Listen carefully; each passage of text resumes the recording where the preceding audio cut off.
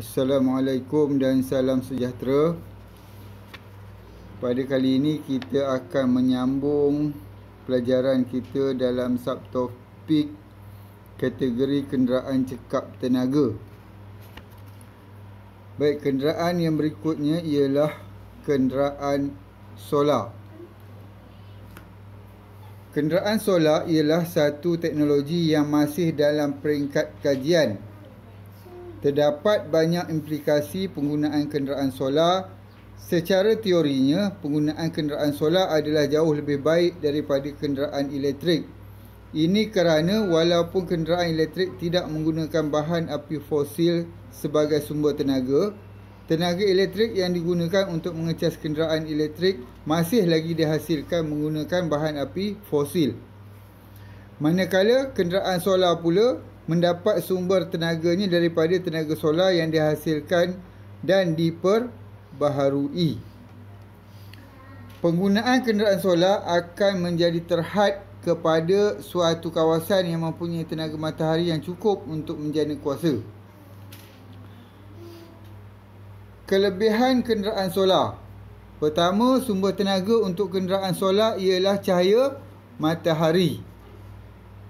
Sumber yang boleh diperbaharui dan sumber yang tak perlu dibayar. Kita dapat secara percuma. Ini kelebihan. Tiada kos bahan api diperlukan untuk beroperasi. 100% menggunakan sumber cahaya matahari, jadi tiada kos bahan api. Ketiga, tidak mengeluarkan asap yang mencemarkan udara. Oleh kerana kenderaan ini menggunakan cahaya matahari. Cahaya matahari ini di-generate untuk menghasilkan tenaga elektrik ataupun terus saja ditukarkan kepada tenaga elektrik. Jadi tenaga elektrik dia berfungsi dengan menjalankan motor. Dan motor inilah yang akan menggerakkan kenderaan tanpa menggunakan enjin. Bunyi lebih senyap berbanding kereta biasa sebab dia hanya menggunakan motor tanpa enjin, jadi kenderaan ini lebih senyap. Baik, kekurangan kenderaan solar. Pertama, kos penghasilan kenderaan solar serta komponennya boleh menjadi terlalu tinggi akibat daripada pengeluaran yang terhad. Buat masa ini, pengeluaran kenderaan ini adalah terhad dan masih dalam peringkat kajian. Jadi, oleh sebab itu, komponen-komponennya dibuat dalam kuantiti yang sedikit. Ini menjadikan komponen tu harganya lebih mahal.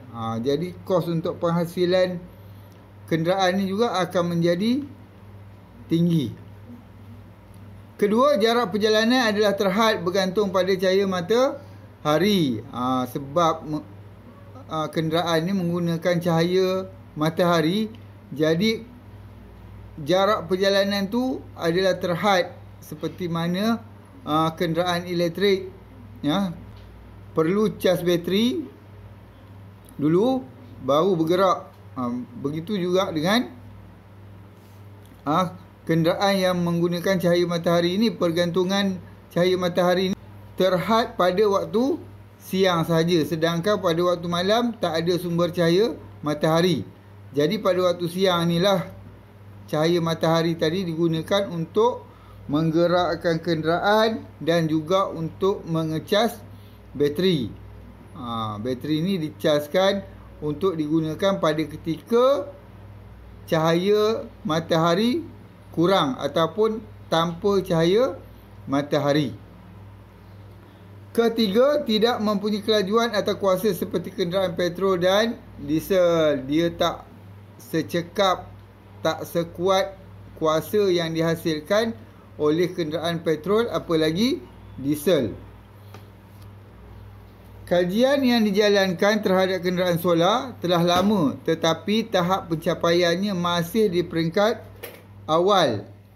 Pertandingan kenderaan solar banyak diadakan di seluruh dunia. Pelbagai reka bentuk dan konsep kenderaan solar dihasilkan, tetapi masih belum ada pengeluar yang menghasilkan kenderaan solar untuk dipasarkan. Ni buat masa ini tak ada kenderaan yang dipasarkan menggunakan tenaga solar ni. Seterusnya ialah kenderaan gas asli. Kenderaan gas asli juga dikenali sebagai Natural Gas Vehicle atau singkatannya NGV. Kenderaan ini menggunakan gas asli termampat atau Compressed Natural Gas, singkatannya CNG, atau gas asli cair, Liquefied Natural Gas atau singkatannya LNG, sebagai sumber bahan api. Kenderaan jenis ini sangat popular di beberapa buah negara seperti Argentina, Brazil, Iran, Pakistan, Itali, Jerman dan Malaysia. Ini kerana sebarang kenderaan yang menggunakan minyak petrol sebagai bahan api boleh diubah suai untuk menggunakan bahan api jenis CNG atau LNG. Di Malaysia, kebanyakan teksi menggunakan gas asli cecair untuk membantu menjimatkan kos operasi. Kini, kebanyakan teksi di Malaysia telah diubah suai menjadi kenderaan gas asli. Baik, pengubahsuaian kenderaan seperti teksi ini, teksi ini kebanyakannya menggunakan petrol. Kenderaan yang menggunakan petrol ni yang boleh diubah suai untuk menggunakan gas asli. Pengubahsuaiannya hanya di bahagian tangki, di mana kenderaan ini perlu menambah satu lagi tangki, iaitu tangki gas asli ini. Sebab tak banyak petrol station ataupun stesen minyak yang menyediakan pam untuk gas asli ini. Dia tak menjual gas asli maksudnya. Baik, kelebihan kenderaan gas asli. Yang pertama, sistem gas asli boleh digunakan pada sebarang kenderaan konvensional yang menggunakan minyak petrol sebagai bahan api. Seperti yang saya jelaskan sebelum ni tadi. Kedua, penggunaan gas asli adalah sangat menjimatkan berbanding petrol dan diesel. Dari segi penggunaan gas asli ni, dia dari segi penjimatan, dia menjimatkan sebab dia pembakarannya sempurna. Keduanya jimat sebab harganya yang jauh lebih murah daripada petrol dan diesel. Ketiga, pengeluaran asap pada tahap yang rendah. Seperti yang saya katakan tadi, pembakarannya sempurna. Jadi pengeluaran asap kenderaan ini juga adalah rendah. Kekurangan kenderaan gas asli. Pertama, daya kilas enjin menjadi kurang berbanding penggunaan petrol. Kenderaan gas asli ni, daya kilas enjin dia kurang. Kedua, stesen NGV masih kurang di Malaysia. Ini yang saya katakan awal tadi. Kalau kita lihat pada rajah di bawah ni, ni dia tangki gas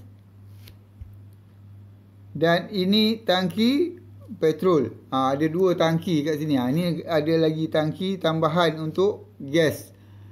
Jadi itu pengubahsuaian yang perlu dilakukan pada kenderaan yang nak menggunakan gas asli ini sebagai bahan api.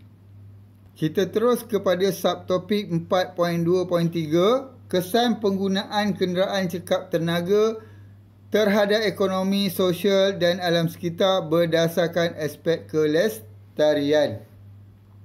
Bila kita membincangkan aspek kelestarian, kita kena bincangkan tentang ekonomi, sosial dan alam sekitar.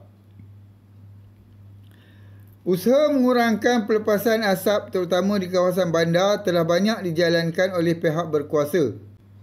Pertambahan populasi bandar dan pertambahan kenderaan seolah-olah menggagalkan usaha ini. Situasi ini menggalakkan mengeluarkan kenderaan yang kurang atau tidak mengeluarkan asap.